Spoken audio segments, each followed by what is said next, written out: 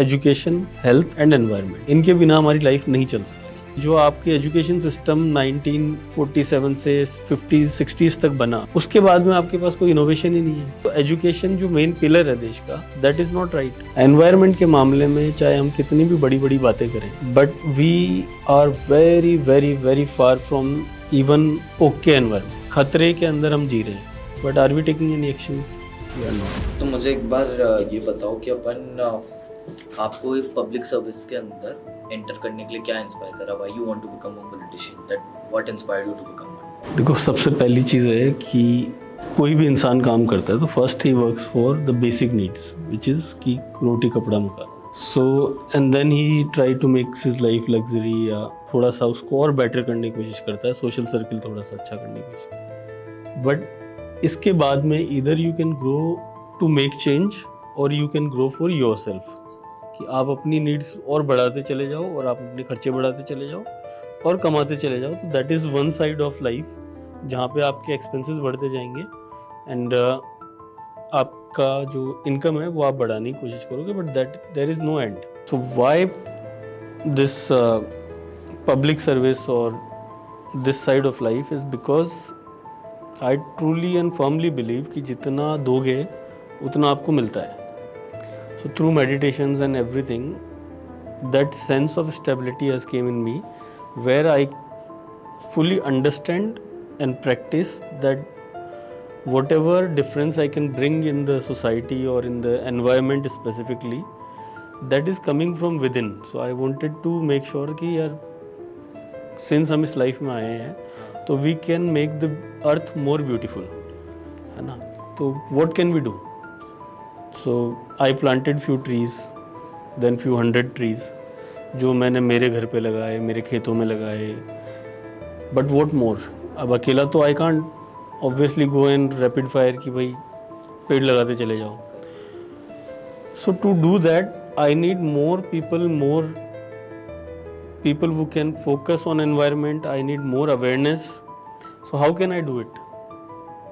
The only way out to make a significant change in any society or country or anywhere is with the combination of teams and combination of peoples. And I think that going to the public and collecting everyone's ideas and then acting upon it, वो आपको धीरे धीरे पता नहीं चलता, but आप देखते चले जाते हो कि जो आपने एक छोटा सा मिशन स्टार्ट किया था वो कितना बड़ा होता जा रहा है। जैसे कल ही मेरे से किसी ने बात करी कि भैया पहले एहसास ही नहीं होता था कि पेड़ों की कमी है। अभी अभी गर्मी के दिन चल रहे हैं, राजस्थान में ऑलमोस्ट 50-55 तक जा रहा है। तो कहता है कि जब मैं बाइक खड़ी करता हूँ ना गांव में या कहीं पे भी, तो आपके जो ये ट्री प्लांटेशन ड्राइव है, इसका एकदम से मेरे बैक ऑफ माइंड चलता है कि यार मैं यहाँ कार पार्क कर रहा हूँ या बाइक खड़ी कर रहा हूँ, यहाँ एक पेड़ होता तो कितना अच्छा होता। तो अगली बार जब अमर भैया रैली करेंगे तो हम भैया को बोलेंगे कि यहाँ पे पेड़ की ज़रूरत है, या पेड़ मिलेगा तो मैं ऐसी जगह लगाऊंगा जहाँ मेरे को गाड़ी खड़ी करनी है। तो that sense of missing something, वो किससे आएगा? अवेयरनेस से आएगा। वो अवेयरनेस बढ़ाने की हमने कोशिश करी है। तो बार बार आप सुनते हो पेड़ लगाना है, पेड़ लगाने, यहाँ पेड़ लग रहे हैं, वहाँ पेड़ लग रहे हैं। तो एक तो कटाई रुकती है, दूसरा पेड़ लगाने की तरफ लोगों का दिमाग जाता है बार बार, नहीं चाहते हुए भी हमारा माइंड उस तरफ जाएगा कि यार एनवायरनमेंट बचाना है, पेड़ लगाने। तो that sense of missing something will only come जब हमारे को उसका नॉलेज होगा। तो that is why that public attention or public support is required, because to change something on a mass level we need a lot of teams, a lot of people, and that cannot be done alone. तो फिर आपको क्या लगता है कि अभी current political scenario के अंदर कौन कौन से ऐसे नीड्स है जो यूजुअली लोग या बड़े पॉलिटिशियंस, छोटे पॉलिटिशियन लोकल लेवल पर इग्नोर कर देते हैं? सबसे पहली चीज़ तो ये है कि एज ए पॉलिटिकल सिचुएशन अगर हम कंट्री को देखते हैं तो बेसिक्स जो है ना हमारे, वो हमारे लास्ट में आ रहे हैं। For example education, health and environment, इनके बिना हमारी लाइफ नहीं चल सकती। ये तीनों ही हमारी लास्ट प्रायोरिटीज़ हो गई हैं। फॉर एग्जाम्पल एजुकेशन की जहाँ तक बात आती है तो we are not even in top 100 countries. हमारी गवर्नमेंट जो पूरी स्कूल है अप टू 12th, उसका पूरा ईयरली बजट 50,000 रुपये होता है। आपने मेरे साथ ट्रैवल किया, आपने देखा कितनी सारी चीज़ें स्कूल्स में, पेन नहीं है, नोटबुक्स नहीं है, टीचर्स नहीं है, 10 लाख वैकेंसीज़ हैं जो अभी तक खाली हैं, पोस्टिंग ही नहीं हो रही। स्कूल्स में टीचर की वैकेंसी निकली हुई है लेकिन रिक्रूटमेंट नहीं हो पा रहा। रिक्रूटमेंट हो रहा है तो उसमें करप्शन आ रहा है। तो एजुकेशन का जहाँ तक पूरा सिचुएशन आप देखोगे पॉलिटिकली, तो उस तरफ हमारा ना बजट है, ना हमारे एफर्ट है, ना हमारी इच्छा है। उसका रीज़न ये है कि आज से अगर आप 15-20 साल पीछे जाओगे तो we use to have educated politicians. बहुत सारे नाम हैं जो कि एजुकेटेड लोग थे और एजुकेटेड होने की वजह से वो पॉलिटिशियंस थे। अभी नेहरू की आप बात करते हो, बट विदाउट नेहरू इंडिया का कोई भी बंदा outside India prime minister president बन रहा है तो that is out of Nehru. अगर किसी कंपनी का सीईओ बन रहा है तो that is because of IITs which were done by Nehru. अब आप ऐसे इग्नोर नहीं कर सकते ना इन चीज़ों को, क्योंकि जो आपके एजुकेशन सिस्टम 1947 से 50s 60s तक बना, उसके बाद में आपके पास कोई इनोवेशन ही नहीं है। आपके आईआईटीज़ आईआईएम्स उसी टाइम पे बन चुके थे, उसके बाद में आपका कोई नया ऐसा इंस्टीट्यूशन ही नहीं आ रहा जिससे कि हम वर्ल्ड को बेस्ट लोग निकाल के दे सकते हैं।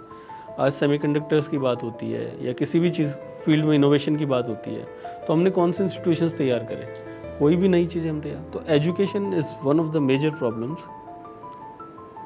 अभी किसी ने कहा कि instead of UPSC we should have IES, Indian education services, जिसमें टीचर्स को बड़े बड़े बंगले मिलने चाहिए थे, बड़े बड़े एक रिस्पेक्ट मिलनी चाहिए थी, कार्स मिलनी चाहिए थी। तो अगर एजुकेशन पे हम ध्यान दे लेते उस टाइम पे, टीचर्स रिक्रूट करने पे, और उनका ख्याल हम रख पाते, तो आज इंडिया बहुत अलग होता।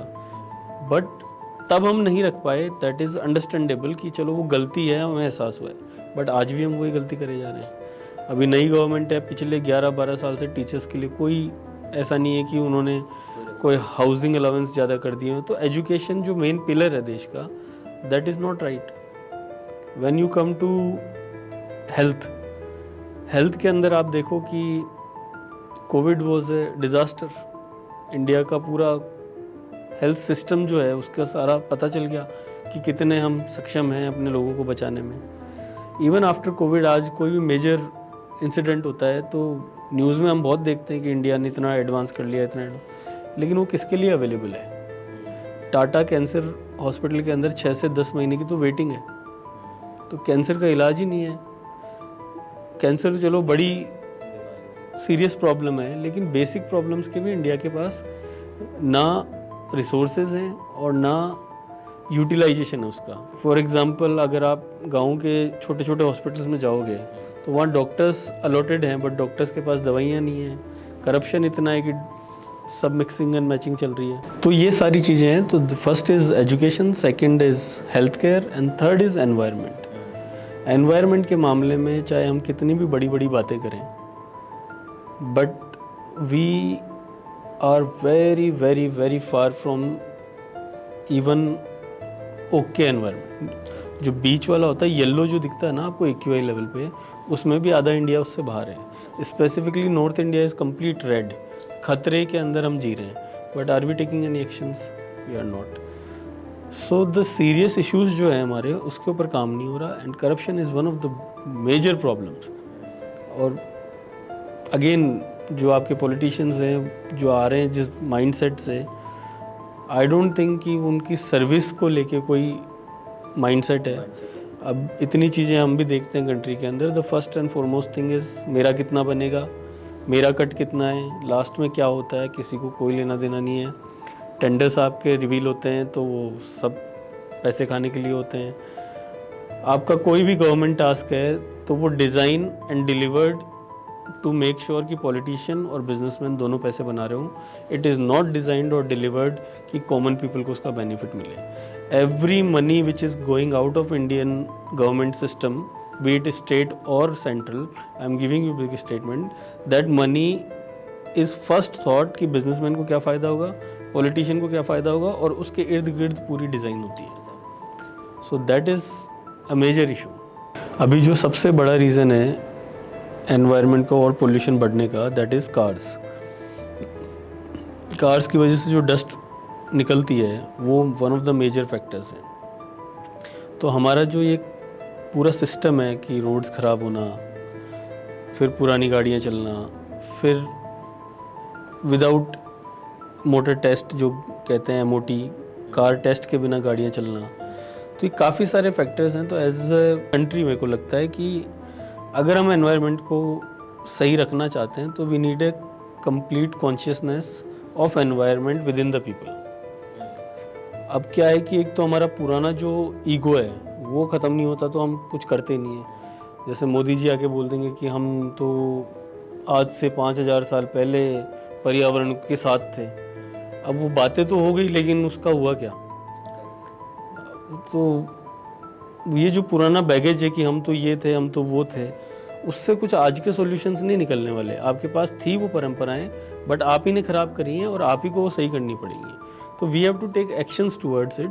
और पहला और फॉरमोस्ट एक्शन ये है कि एनवायरनमेंट हो या लाइफ हो, उसके लिए अगर आपको उसको अच्छी करनी है और उसको बेटर करना है तो we have to be very संवेदनशील, जिसको कहते हैं ना कि एक एम्पैथी हमारे अंदर होनी चाहिए कि हम कुछ बिगाड़ रहे हैं तो हमें तो एहसास ही नहीं कि हम बिगाड़ रहे हैं। मैं इतनी जगह घूमता हूँ, सब जगह देखता हूँ, लोगों को कॉन्शियसली ये पता ही नहीं है कि हम गलत कर रहे हैं या सही कर रहे हैं, सिर्फ करे जा रहे हैं।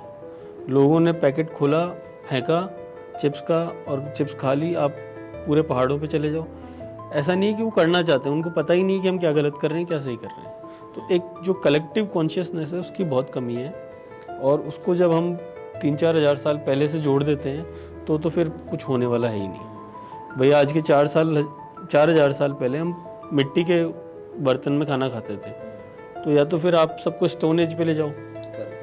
यू कैन नॉट से कि प्लास्टिक मैनेजमेंट या रबिश मैनेजमेंट के लिए गवर्नमेंट जिम्मेदार नहीं है, क्योंकि हमारे लोग तो 4,000 साल पहले मिट्टी में खाते थे। तो अब आप या तो मिट्टी में ले जाओ सबको, उसी में खिलाओ, या फिर आपको जो रिक्वायरमेंट है कि आपका रिसाइकल सिस्टम होना चाहिए, मैनेजमेंट होना चाहिए, उस पर गवर्नमेंट काम करे। और टैक्स लेने के मामले में तो हम देश के नंबर 1 देश हैं दुनिया के। तो अगर दुनिया का नंबर 1 टैक्स लेने वाला कंट्री हम बन चुके हैं, तो डिलीवरी में हम दुनिया के लास्ट नंबर पे क्यों हैं? क्यों हमें वेस्ट कलेक्शन नहीं है? क्यों हमारे घर पे कभी कोई बिल लेने नहीं आता है? क्यों हम रिसाइकिल नहीं कर रहे हैं चीज़ों को? एक IIT के अंदर कोई इन्वेंशन हो जाएगा, दुनिया का सबसे चौथा नंबर का देश बना प्लास्टिक से पेट्रोल बनाने वाला, लेकिन कहाँ बन रहा है वो? 10 लीटर पेट्रोल बनाने से देश नहीं बन जाता। So these are the problems, and I think collective consciousness plus right kind of leadership can be the solution.